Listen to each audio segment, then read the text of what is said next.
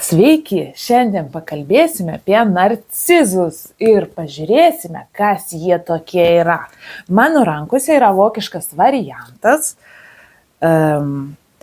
ICD-10, tarptautinė ligų klasifikacija, psichinių sutrikimų kišeninis vadovas.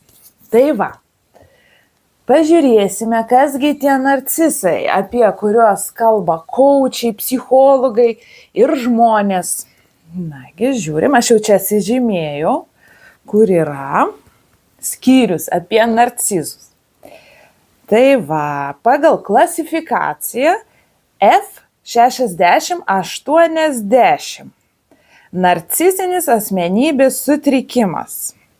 Ir mums reikia eiti į Manhang 1. Ok, priedas, pirmasis, tai va. Tuoj atsidarom. Va. Išsiversim į lietuvių kalbą. Tuoj gausim profesionalų vertimą. Ok. F60-80. Narcistinis asmenybės sutrikimas. Šis sutrikimas galėtų būti priskirtas prie kitų specifinių asmenybės sutrikimų. Pavyzdys F68. Tikrinam, geras vertimas.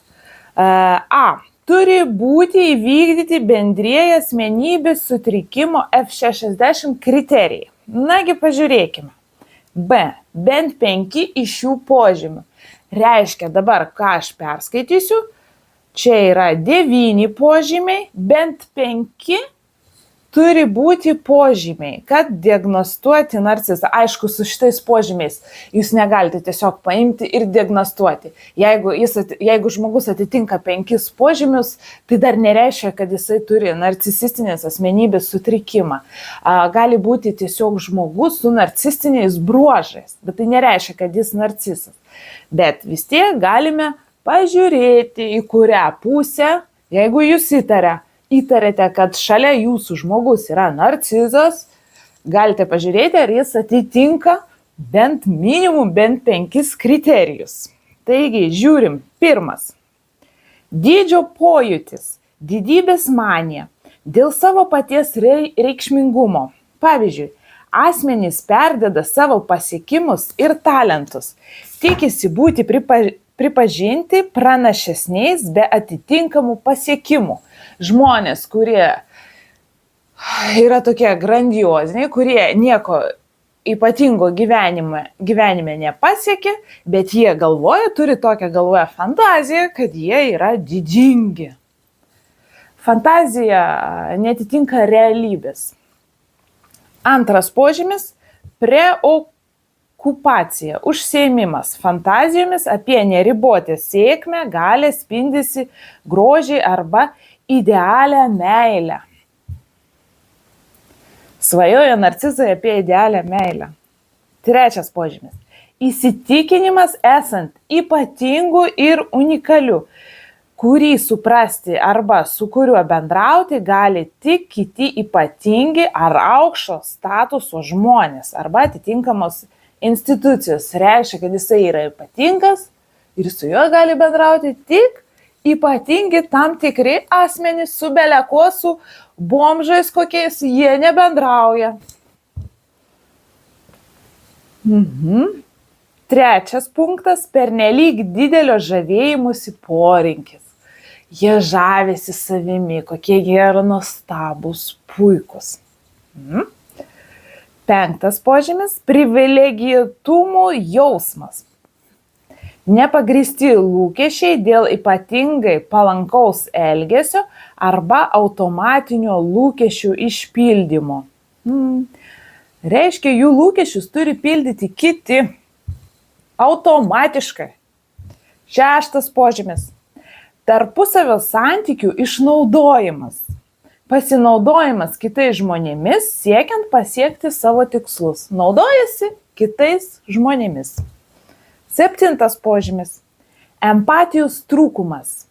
Atsisakymas atpažinti kitų jausmus bei poreikius arba su jais identifikuotis. Reiškia, kad jie negali suprasti ar net nenori suprasti, ką jaučia kitas žmogus. Jisai negali jausti tai, ką jaučia kitas žmogus. Jisai galbūt protu įsivaizduoja, kažkokią tai analizę daro, bet vidinio jausmo, tai, ką jaučia kitas žmogus, pavyzdžiui, kas nors atsitiko, kitam žmogui atsitiko nelaimė ir kitas žmogus liūdi. Ir narcizas, jisai negali jausti tai, ką jaučia tas liūdintis žmogus. Jisai nesupranta, kaip jisai jaučiasi, kaip jisai nepergyvena, jisai neišgyvena kartu su kitu žmogumi jo, pavyzdžiui, liūdesio. Tokių negatyvių, galbūt ir pozityvių emocijų. Taip, jie irgi džiaugtis nemoka, jie tokie. Nemalonus asmenys tie narcizai. 8. Dažnas pavydas kitiems arba įsitikinimas, kad kiti pavydi jam jai. Labai pavydus žmonės. 9. Arogantiškas, išdidus elgesys ir nuostatos. Arogantiškas, pasikėlęs, paprasta kalba lietuvių, pasikėlęs. Jisai galvoja, kad jisai yra karalius, jisai nešioja nematomą karūną. Tai 9 punktai, ką reiškia tikras narcisas. Ir turi atitikti bent 5 iš šių požymių. Tai dabar mes jau žinom, kasgi tokie narcisai.